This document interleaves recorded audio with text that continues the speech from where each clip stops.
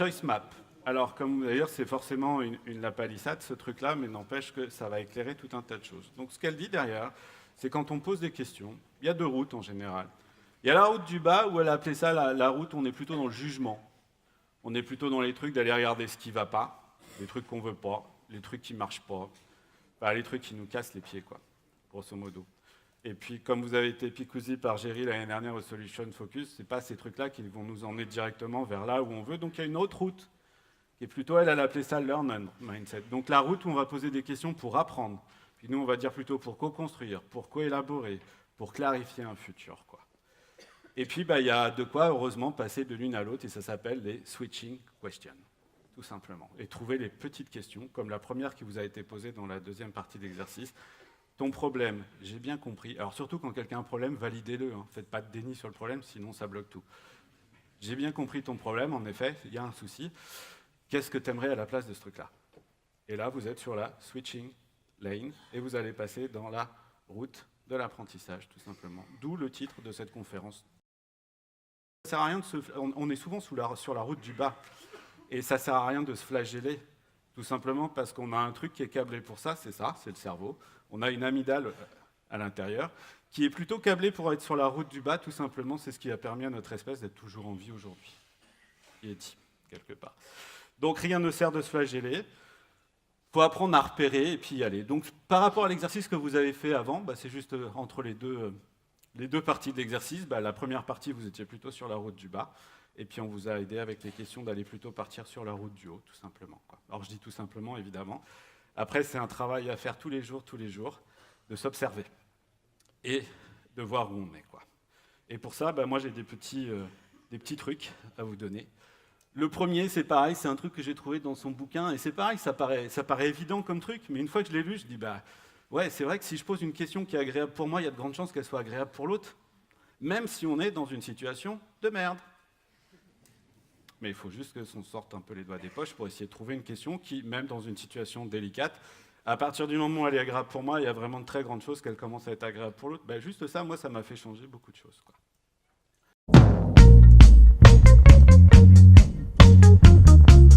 Et à chaque fois que vous rencontrez des gens qui sont en performance, qui ont plein de réussites, ils ont plein de succès, j'ai rendez-vous avec eux. Je leur dis bonjour, enchanté, ça va? Très bien, oui, ça va. Vous avez un peu de temps? Non. On avait rendez-vous. J'ai juste 10 minutes à vous accorder. À votre avis, pourquoi les gens qui sont en réussite n'ont pas de temps à vous accorder? Parce qu'ils ont beaucoup de choses à faire puisqu'ils sont débordés pour leur réussite. Donc ils n'arrêtent pas de s'investir dans ce qu'ils font. Alors pour peu que le mec en plus il soit passionné par ce qu'il fait, alors là, ça devient une drogue. Donc ces gens qui sont performants, ils sont tellement investis dans ce qu'ils font qu'ils passent leur temps à faire ce qu'ils font. Et ils adorent ça. Puis en plus, ils vous disent, j'ai de la chance. J'ai des gens autour de moi qui sont super. Il y a des gens souriants, il y a des gens qui réussissent, je suis bien entouré, j'ai les bons produits, j'ai un mec qui m'a aidé pour... Enfin, ils ont une vie positive de ce qui se passe dans la vie. C'est super, non? Quel est leur problème? Ils ont juste un petit souci, c'est qu'ils vous disent, ça ne va pas durer. C'est qu'ils n'ont aucune conscience de ce qui fait que ça marche. Ils ont juste le plaisir du résultat, l'adrénaline du résultat, de la reconnaissance que ça apporte. C'est génial, sauf qu'ils ne savent pas pourquoi ça marche. Parce que ceux qui sont dans la performance durable, ils ont du temps. À quoi va servir ce temps? Et donc, je rencontre ce monsieur, et à chaque fois que vous rencontrez des gens comme ça, qu'est-ce qu'ils vous disent? Expliquez-moi, monsieur, le secret de votre réussite. Eh bien, ça repose sur quoi, jeune homme? Prendre du temps. Et comment vous faites pour prendre du temps alors qu'il y a beaucoup de boulot? Mais justement, à chaque fois que je réussis quelque chose, qu'est-ce que je fais? Un stop. Je fais un arrêt sur image. Pour faire quoi? Pour essayer de comprendre pourquoi j'ai réussi ce truc-là. Puisque vous avez réussi, monsieur, c'est pas nécessaire. Il va être ici. Parce que tant que je ne sais pas comment j'ai fait pour réussir, qu'est-ce qui va se passer? Je ne pourrai pas le reproduire. Autrement dit, l'essence même de la réussite de ces gens-là, c'est quoi? Comprendre quelle est la clé de leur réussite. Mettez en conscience ce que vous avez fait naturellement. Et c'est toute la différence entre les gens performants et les gens qui ont cette capacité à durer dans le temps. C'est que le mec qui est performant, il est dans son énergie, il est dans sa boucle, tout va bien, sauf qu'il a conscience de rien. Et pourtant, il a fait le geste. Le performant durable, il a fait un arrêt sur image et il a essayé de comprendre pourquoi ça marchait. Et du coup, il a conscientisé un truc qu'il avait fait intuitivement, naturellement. Sauf que plus vous allez créer de conscience, plus vous allez créer de confiance.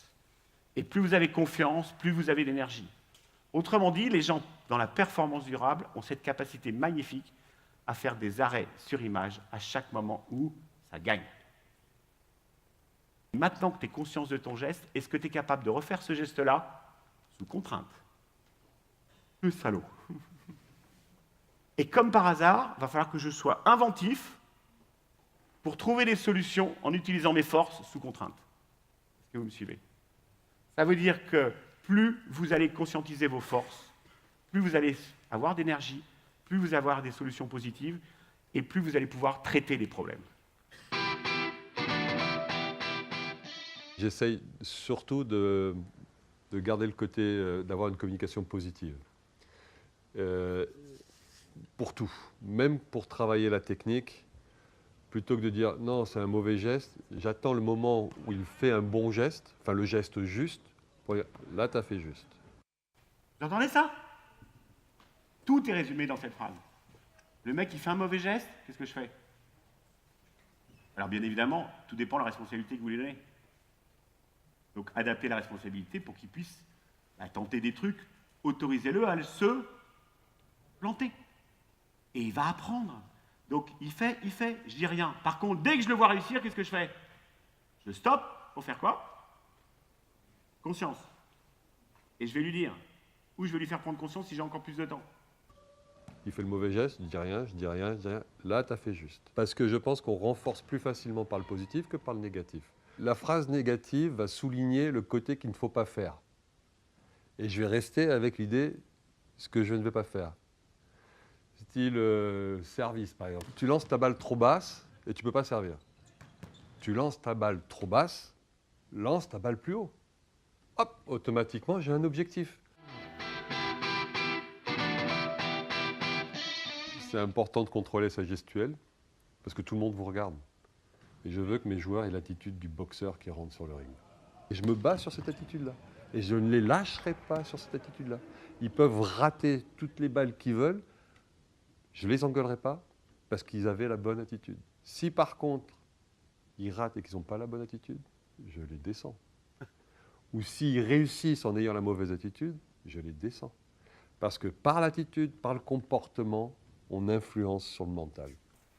Alors que nous, on dit quoi? Fais pas ça, fais pas ça, fais pas ça. Sauf qu'on ne donne pas de solution, on dit ce qu'on ne veut pas. Autrement dit, c'est la phrase clé qu'on a partagée, ce que je regarde se développe. Ce que vous regardez, vous êtes des metteurs en scène, vous êtes des chefs d'orchestre, vous êtes des managers, des responsables de projet, des parents. Et là où vous mettez la focale, vous allez développer. Et cette phrase, elle est magique. C'est une phrase de Mandela, vous voyez le mec? Quelques années en prison, qui aurait pu en vouloir à la terre entière, quand même, avec tout ce qu'il a vécu. Et ce mec-là, il a une phrase qui dit la chose suivante. En tout homme, en toute chose, en toute situation, cherchez le meilleur et laissez le reste à Dieu, il y a suffisamment à faire. En tout homme, en toute chose, en toute situation, cherchez le meilleur, cherchez ce qui est bon, cherchez ce qui veut nous aider, cherchez sur quoi on va s'appuyer, comme un architecte qui cherche les points d'appui pour construire la future maison ou l'immeuble qu'il va avoir à faire. Le reste, il y en a, ils sont balèzes pour le faire. Dieu, lui, peut s'en occuper. Ce qui est extraordinaire, c'est que lui, non seulement il l'a dit, moi je ne suis qu'un causant, mais lui, il l'a fait.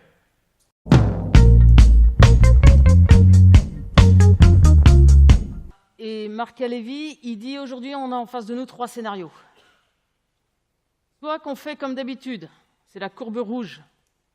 Mais avec le système tel qu'on l'a construit, on sait tous que potentiellement, on va dans le mur.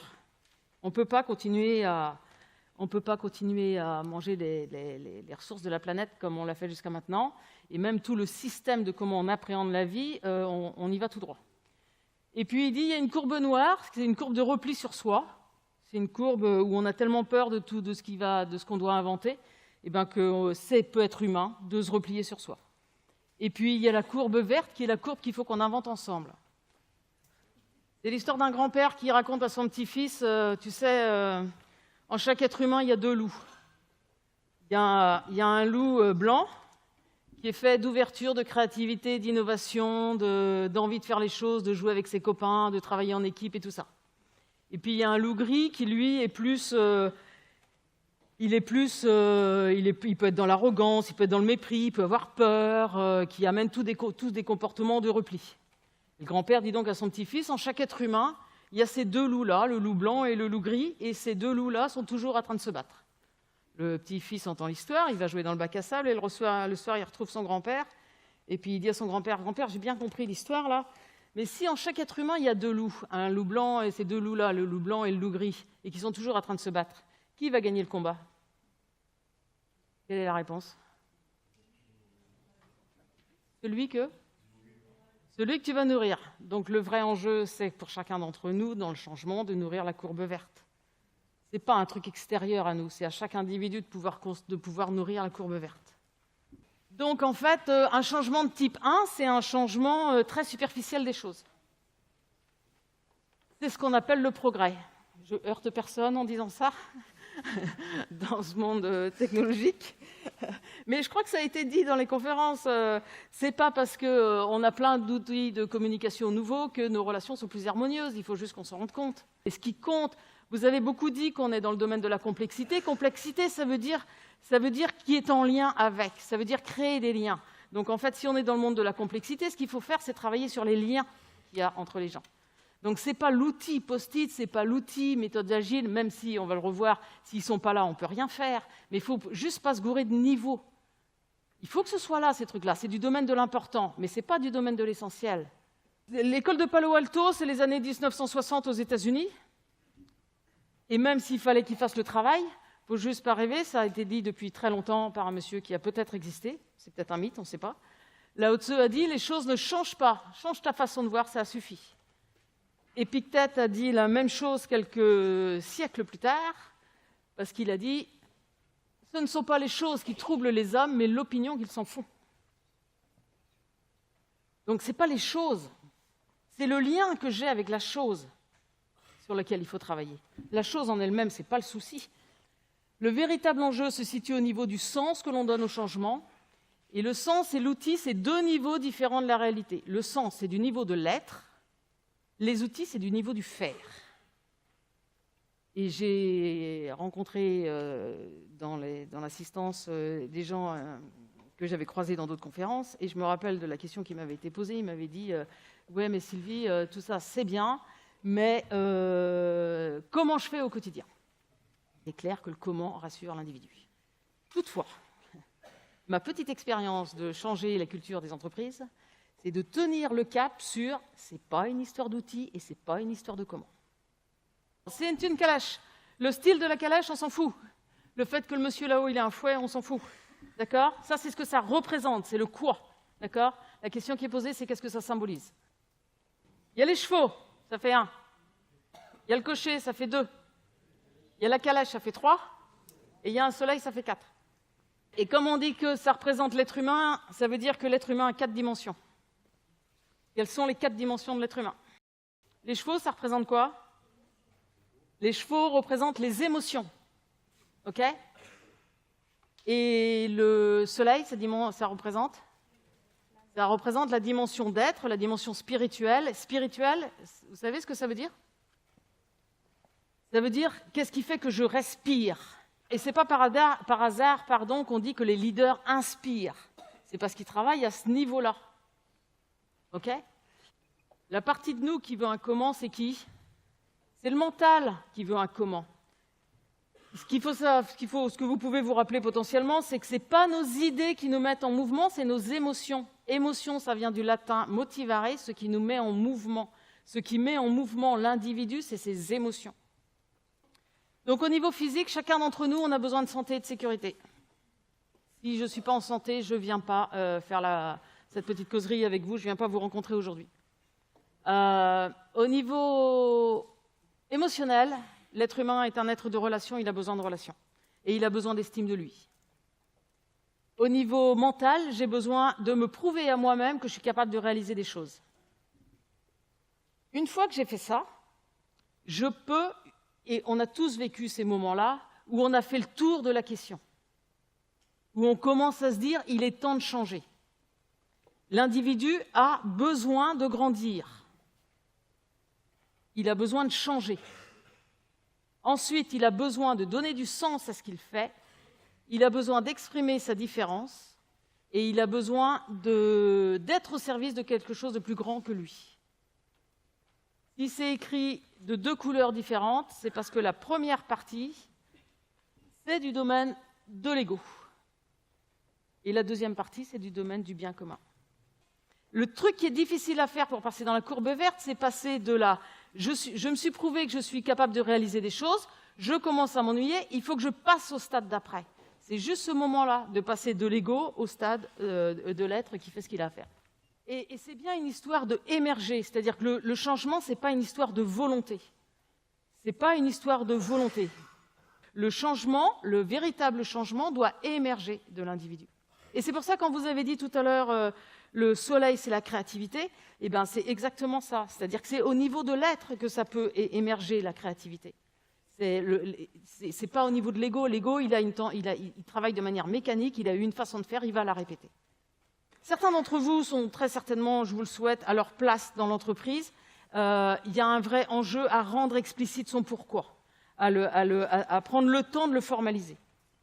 Et puis, c'est sorti de son bouquin et j'ai trouvé ça très drôle parce que ça reprend exactement l'histoire du changement de cap et de la courbe verte.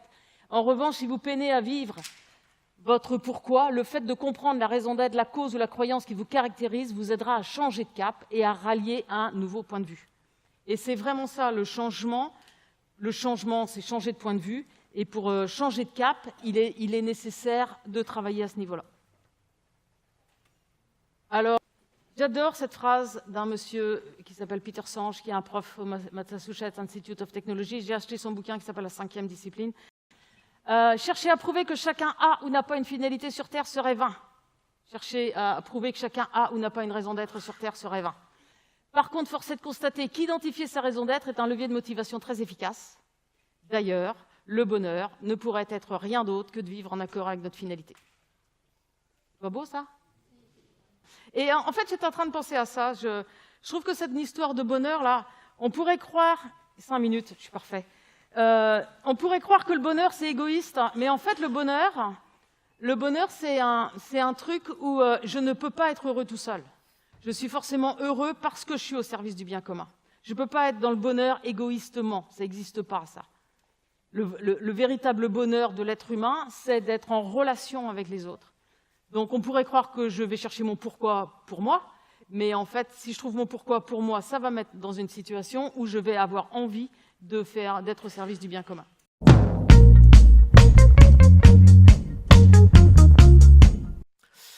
On va peut-être raconter un peu l'histoire de l'agilité.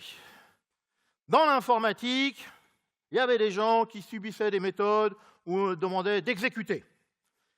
Donc, ils exécutaient, ils étaient là, ils avaient mis leur cerveau de côté et ils exécutaient. Petit à petit, ils ont commencé à réfléchir et se sont dit « Ah, peut-être qu'on pourrait prendre des feedbacks, on pourrait travailler en équipe, on pourrait machin ». Ils se sont redressés, ils ont commencé à utiliser leur cerveau pour faire autre chose que juste produire sans réfléchir. Et puis tout d'un coup, la révélation, le dieu méthode et certification est arrivé.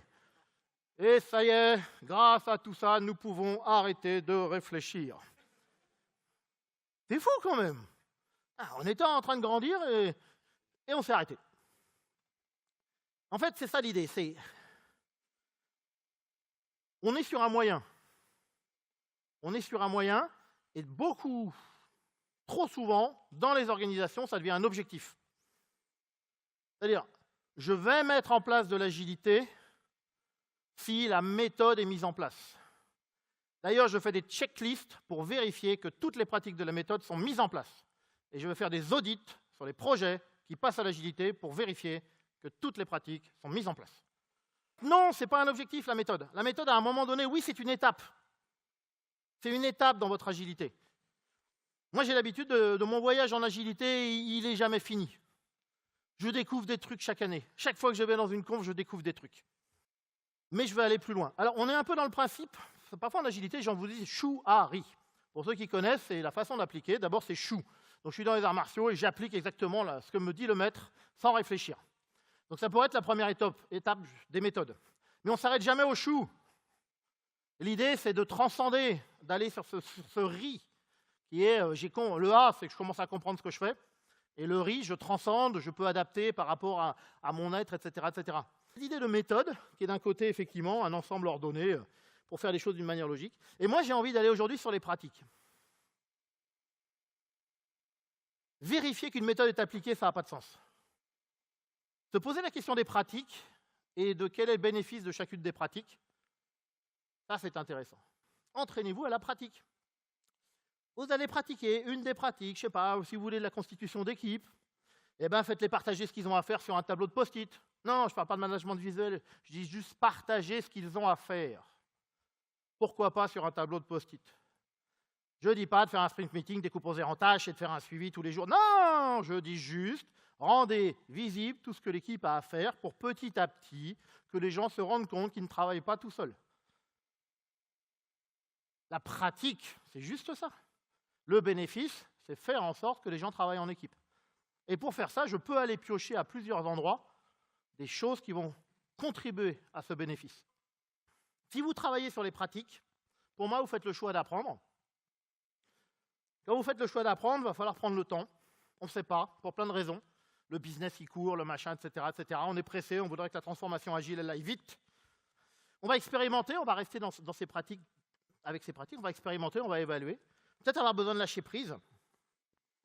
Aujourd'hui, une grosse partie de mon accompagnement, quand je mets en place de l'agilité quelque part, c'est travailler sur le lâcher prise. Dans une entité là, qui pèse plusieurs milliards d'euros, donc c'est quand même intéressant, c'est le grand patron qui a soutenu l'initiative. Et j'ai dit au top manager, juste en dessous, j'ai dit, sur les projets pilotes, on va arrêter tous les comités de suivi que vous faites habituellement. Tous. Je vous propose qu'on les arrête tous. Il n'y a plus un quelque chose, il n'y a plus rien. Il a fait d'accord.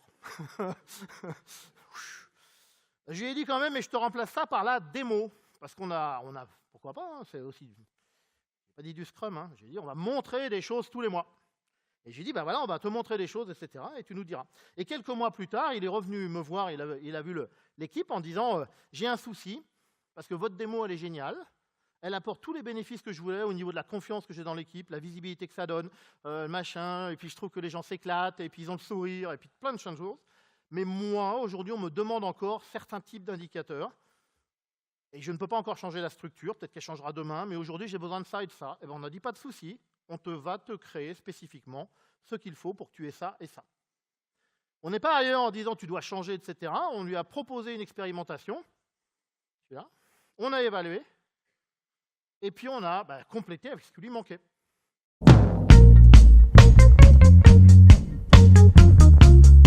On est en 1519, Cortés arrive en Amérique. Alors Cortés va en Amérique pas en touriste, Cortés va en Amérique pour être riche.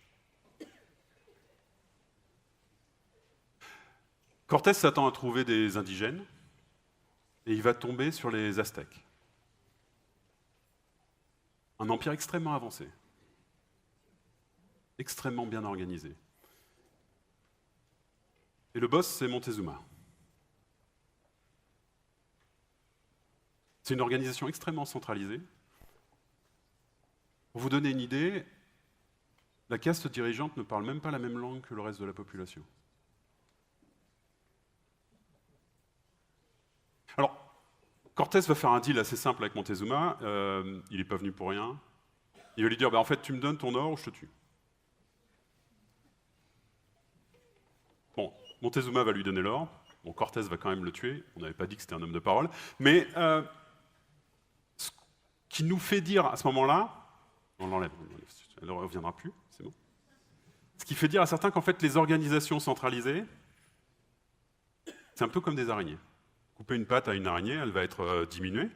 Couper la tête, elle meurt.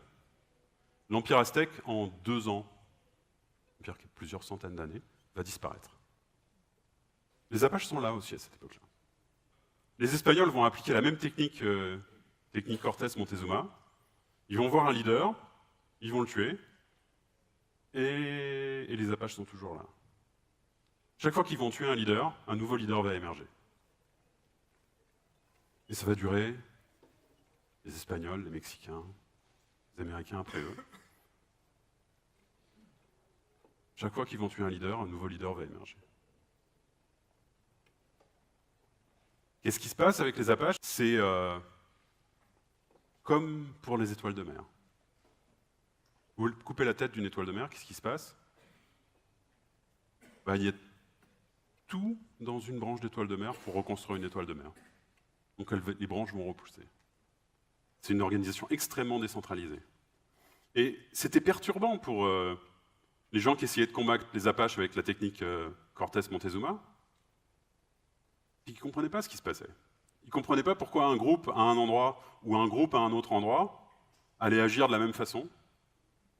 Ils imaginaient même que ces groupes, pourtant distants physiquement, avec très très grande distance, puissent faire agir de la même façon.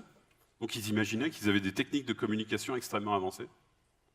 Ce qui se passait, c'est que les gens suivaient un leader parce que le leader agissait suivant des valeurs et des principes. Vous suivez le leader parce que ce qu'il fait est en accord avec vos valeurs et vos principes. Et si vous ne le suivez pas, c'est OK. Vous le suivez, c'est OK. Vous ne le suivez pas, c'est OK. Les Apaches n'ont pas été vaincus parce qu'à la fin, il n'y avait plus de Montezuma. Les Apaches ont été vaincus parce que on a donné des terres et on a donné la responsabilité aux leaders émergents de devenir les représentants pour négocier, de devenir les responsables de la gestion de ces terres qu'on avait données pour eux, de devenir les responsables de distribuer le bétail et les ressources qui avaient été données. C'est comme ça qu'ils ont été vaincus. C'est en donnant un tout petit peu de pouvoir additionnel, un tout petit peu de responsabilité additionnelle à une personne. Donc ce n'est pas une attaque sur le leader, c'est une attaque sur les valeurs et les principes. Alors ça me permet de vous présenter Jacob et Ross. Jacob et Ross, ils font le meilleur miel du monde. Et je me suis dit, c'est quand même un truc, ça, parce que qu'est-ce qu'ils font, Jacob et Ross, pour faire le meilleur miel du monde? C'est un truc à regarder, ça. Quand vous tombez sur des experts dans un domaine, vous avez envie de savoir comment ils font. C'est quoi leur truc? Je me suis dit, ça doit être des super leaders. Parce que le leadership, c'est important. Vous êtes d'accord, ça? Le leadership, c'est important. Et souvent, on me disait, bah ouais, mais le leadership, le truc qui est vraiment bien, c'est de montrer l'exemple. Le leadership par l'exemple, il n'y a que ça de vrai. C'est vrai, ça? Ouais. Et oui. Et moi, je me suis dit, c'est vrai que, en fait, c'est les abeilles qui font le miel. Et du coup, Jacob et Ross montraient l'exemple, pour montrer où il faut butiner. Enfin, je sais pas. Le leadership, c'est aussi être un bon leader, c'est recruter les meilleures équipes. C'est constituer une bonne équipe. C'est s'appuyer sur les vrais talents de l'entreprise. Et alors, je me suis dit, en fait, c'est ça. En fait, ils font le meilleur miel du monde puisqu'ils ont recruté les meilleures abeilles du monde. Et ils font ça depuis 10 ans. Alors, il y a un problème dans ce truc-là aussi, c'est que la durée de vie d'une abeille, c'est 6 mois. Je ne voudrais pas plomber l'ambiance, mais c'est... Pouf, 6 mois. Pour eux, le leadership, ça revient à savoir ce que font les abeilles et à créer les conditions pour que les abeilles puissent faire le meilleur miel du monde. Donc l'endroit où ils vont mettre les ruches, c'est important.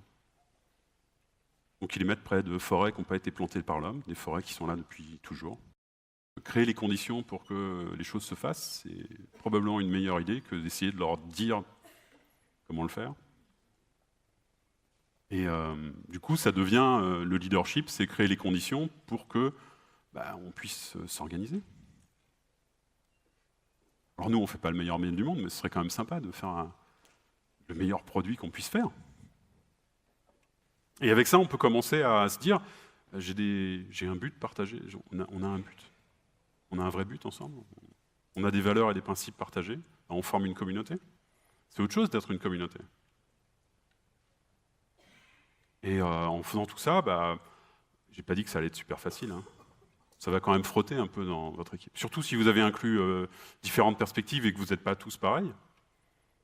Mais de ces frottements vont naître de la créativité, de l'innovation. C'est comme ça. Et c'est comme ça que vous aurez changé votre équipe de l'intérieur.